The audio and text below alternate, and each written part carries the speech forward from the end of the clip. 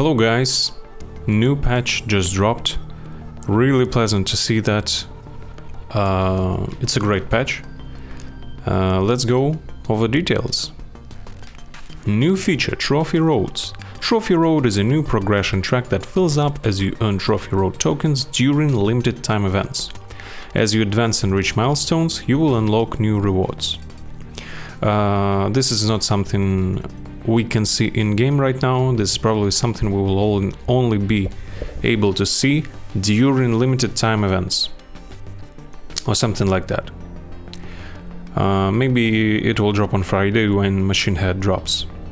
One new hero releasing soon. So it's Machine Head. I'm absolutely sure.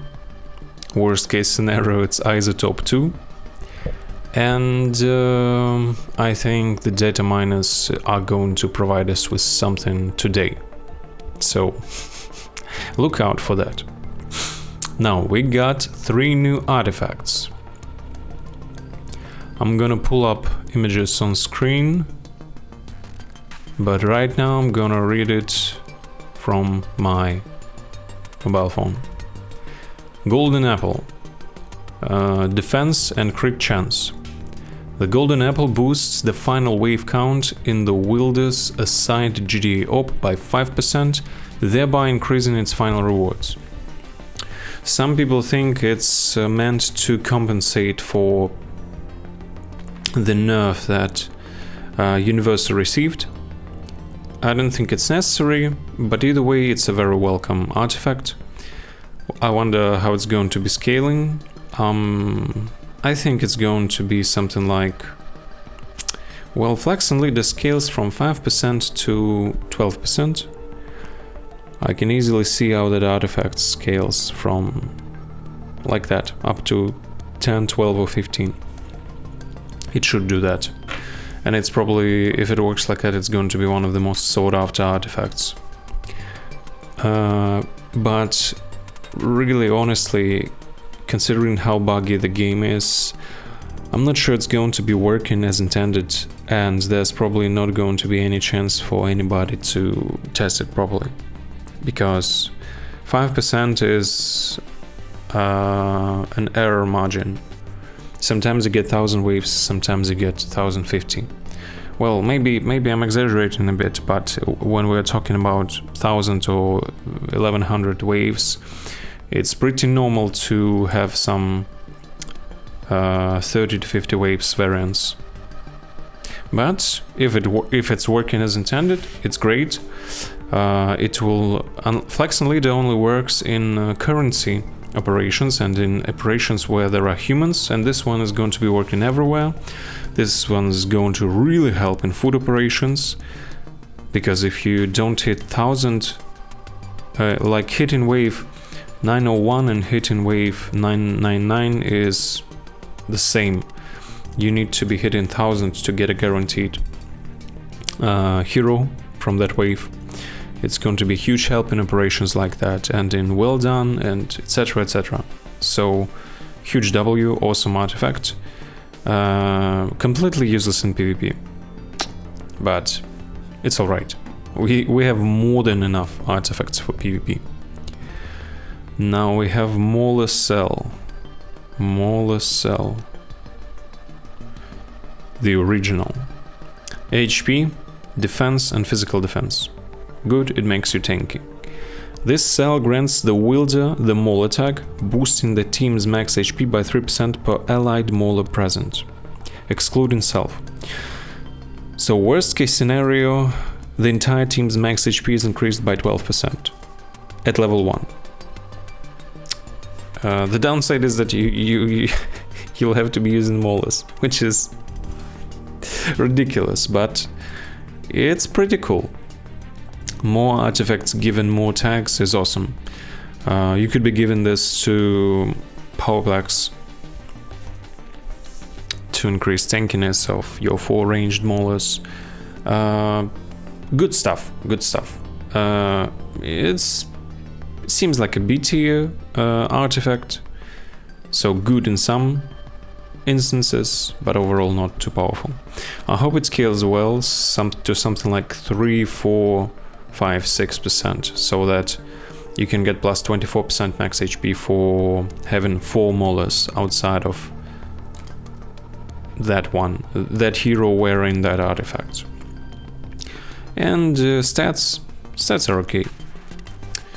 Moving to the next one, Mauler's Cell, not the clone. Attack, crit damage, physical attack. That's good. Attack artifacts are always welcome. This cell grants the wielder the Mauler tag, boosting team's life leech by 1% per allied Mauler present. This is a bad artifact. So at level 1 it gives you 4% life leech. This is, guys, this is trash. This is nothing. Even if we imagine that it scales really well, like 1 to 2 to 3 to 4, it's 4 times 4 is 16, giving your entire team 4 life leech in return for making them wear this artifact and having 3 or 4 real maulers on the team. It's not worth it, guys. I mean, no, it's not worth it. It's a bad artifact. Give it to Green Ghost, okay? Now we get hotter stuff. We get new totems, 4 of them. And they are pretty good. Chicken pot pie. I hope Swanky is happy. Chicken pot pie, attack artifact, great. Up to 4 times per battle, when an ally's HP drops to 25% or below, the ally is instantly healed for 10% of their max HP, while simultaneously applying a poison damage that deals 150% total damage over 7 seconds to enemies surrounding the ally. The damage over time is negligible, don't care for it. But 4 times per battle, instantly heal ally for 10% of their max HP with 5-second cooldown. This is great. This makes ranged Mauler into a fake support. So potentially you can heal up to 40% of your dying allies. It's great stuff. I mean, it's not game changing, but it's cool. It's pretty cool, and Mauler is not human, so very welcome change. I mean, very welcome addition. Then we have President's Hat, which is immortal. For some reason it gives HP instead of defense. I do not understand that. I think Conquest gets defense, and I think supports get HP. Why would... I think he would benefit more from more defense, but whatever. When Immortal's HP drops below 56%, very interesting choice of threshold, he applies confusion to 1 random enemy for 3 seconds, simultaneously boosting all allies' main skill charge by 15%. So this is pretty cool. He applies confusion to 1 random enemy for 3 seconds, meaning that 1 random enemy is going to start attacking his own allies for 3 seconds. Confusion is stun on steroids, so it's greatly appreciated. It's great, just great. Cooldown of 16 seconds, awesome. Awesome, it's not once per battle, great. And simultaneously boosting all allies' main skill charge by 15%. This is great, this is like battle hologram. And the quicker Immortal's HP drops, the quicker your entire team will attack. And some of the battles are decided by which team uses their main skill first. And notice it says up to 1 random enemies. So I highly suspect that with passive skill leveling up, it's going to increase to 2 random enemies, maybe 3. If it's going to increase up to even 2, this could be a real reason to use Immortal and to move him to A tier. I mean, I'm not going to be using him I don't see no chance in hell of that happening. But I can see how this can make him much more viable. Then we got even hotter stuff. By the way, I forecasted that we're going to get Black Blue Mark and Universe totems next. And I said that about Immortal too. And I said it about Morlus. Man, I should look up where I prophesized that. Either way. Invincible, attack artifact. Fantastic. The best type of totems. Attack totems. When Invincible's HP drops below 40%, he immediately gains an attack boost for 8 seconds, equal to 25% of the attack of the enemy with the highest attack stat. This is bonkers. He's already triple S tier, he's already one of the best attackers in the entire game. Now he gets more attack with his totem, which is a very serious buff. For example, my original Invincible has totem that's level 21 and it's like plus 10k attack. That's almost 10% more attack than he has in baseline.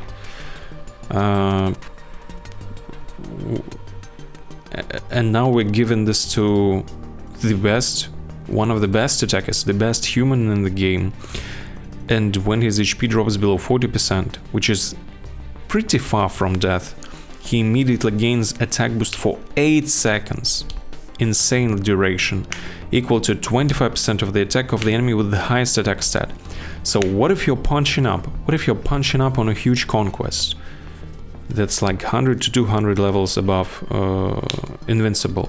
What if Invincible is having Defender Reef shield on himself, but he's dropped to 39%? Imagine the true damage he might be dealing with plus 25% attack of the enemy with the highest attack stat. Bonkers, S tier, triple S tier totem. It's going to be game changer. That's it. I got nothing more to say. Staff of Leadership, Universa. Attack totem, fantastic. When Universal lands a critical hit, she applies an electrocution effect to the target that deals 90% damage in total over 5 seconds. This is confusing. So, when she lands a critical hit to the target, I suspect that it's going to work only on the main initial target that she landed crit upon. That's how it should work. Did Universa need more damage? No. Is it welcome? Hell yeah. If this totem is bonkers, overpowered and imbalanced, she will be applying electrocution effect to all of the targets that she hits. And then she'll probably get another nerf. This is insane. Insane stuff. I think it's going to be only the main target. Either way, Universa got even stronger. With all of that being said, so what did new totems do?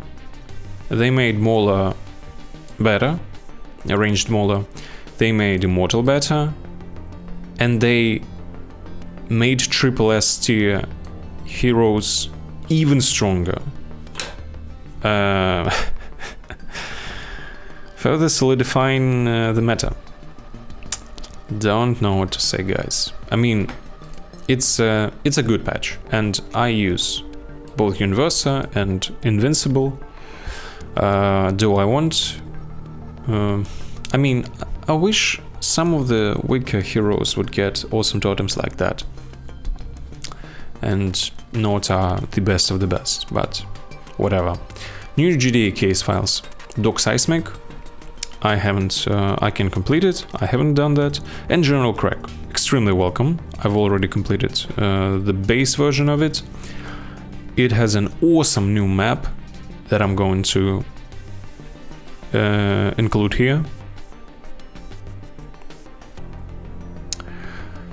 Yeah, and with those case files, we can be pretty sure that sometime in the future, in a month or in 2 months, we'll get a GDA case file event, and that's where you will be able to farm Doc Seismic and General Craig. This is going to be fantastic. This is going to be the best time for new players and free-to-play players to farm General Craig, who is the best support in the entire game. And yes, great stuff, very welcome, highly appreciated. Yeah, and Doc Seismic at the moment the best criminal hero in the game, so highly appreciated as well. New gems piggy bank, weird thing.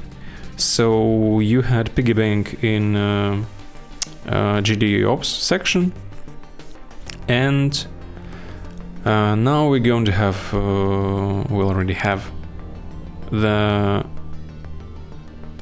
gem piggy bank. It's going to appear the moment you spend gems. So for example, in the recruitment shop you click refresh now for 20 gems and it will pop up, and it will be in the campaign tab, and half of your gems spent fill out that piggy bank. I spent 270 gems, I have 135 gems in my piggy bank. And it says that 135 gems is 2%, so you can get, if the math is right, piggy bank can contain up to 6,750 gems. Is it worthy of paying $22 for 7k gems? No chance in freaking hell. Never. So forget about it. It doesn't exist. New Viltrumite environment. This is what we saw in General Craig. GDA case file. It looks fantastic. I wish they would start using those new environments in Multiverse Arena. 10 more regions in alliances. Well, congratulations, Krakens. So excited about that change. Changed. Skill up for Shapesmith Rebalanced. This is stupid. This is a very bad wording. Patch notes should contain details, numbers, former numbers, current numbers, etc, etc. From what I've seen, they changed numbers of only this 4th skill called Pain and Gain. And at level 10 it now heals for maximum 20% of his max HP. I think in previous patch when they nerfed him it was 13.5% max HP, and at level 15 it's 25% of his max HP. And interestingly, they changed every 5 seconds damage taken for 4 seconds. It was scaling up to 5 seconds, so it was something like every 5 seconds he absorbs damage for 5 seconds and then heals. This resulted in sometimes Shapesmith dying before he could heal anything. He could heal himself and everybody else. So some people kept that skill at level 10 because of that. But now it's completely safe to max it out unless they nerf him again. Was it a necessary buff? No, it was not necessary. Is it a welcome buff? Well, I hated Shapesmith. I think he's going to be strong again. Some people say he was still strong. I've beaten him every single time I fought him. He didn't give me much trouble. Now I think he's going to be in a very good spot. He's going to stay in A tier, maybe move back to S. It's very hard to say at the moment. Optimized sync reward calculation. Whatever you say, honey. Auto gear up, trigger conditions reviewed. I don't know what that means. Right now in my heroes section I don't see the stupid auto gear up button. So whatever. Now there were some changes that are not listed in patch notes, and this is bad. The guy responsible for patch notes, you're a bad boy. Battle Beast no longer has married to the mob tag. This is a buff. He is no longer counted by Robot, Healer, and by Black Samson. So it's not going to change anything in his tier list placement, but that's something. That's start of something.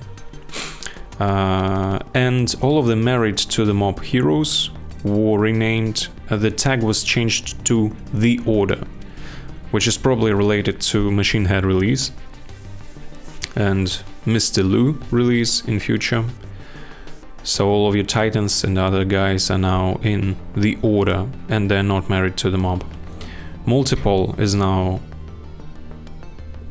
married to the mob as well, if he hasn't been for some reason. Yes, maybe there are some other changes in tags, but I haven't found them. Nobody highlighted them for me. Fixed issues. Equipping an artifact to a hero would sometimes not be saved. So previously we were required to unequip and then equip an artifact, otherwise that change might not be applied once you relaunch the game. Now it should work as intended, we'll see. Daily login rewards mission fixed, okay.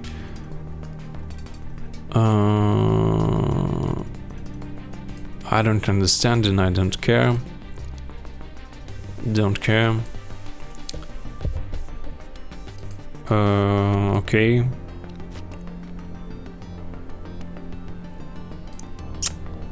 That was pleasant to see. I'm gonna miss it. VFX shown. Don't care. Now this is important. Cape Invincible now applies the reduced healing effects with his AoE damage. I tested it, it works. So for some terrible reason, third skill of Cape Invincible made it so he only applies anti-heal if he hits with basic attacks, which was so stupid. And he didn't apply that with his first skill or his artifacts that do AoE damage, like Flaxen's stun device. Now it's fixed. I tested it. His first skill does apply anti-heal to all targets. I haven't tested artifacts, but I'm gonna trust him and think that this works. Cecil's third skill now does not block GDOps progression in further levels. Don't be too excited, don't hurry to upgrade his third skill. Small retrospective. It's been almost a year now, as far as I know, that his third skill, Subterfuge, would freeze GDOps at low waves like wave 0, wave 1, 1330, sometimes 100. If you upgraded that skill to level 2 or maybe level 3. As a result, he was unusable in many GDOps, in the most important ones like Well Done, the Guardians Around the Globe, and some others. If that statement is true, Cecil is now going to be useful everywhere, in all of the GDOps and in PvP, because if you did not upgrade his third skill, he was trash for PvP. With upgraded third skill for PvP, he was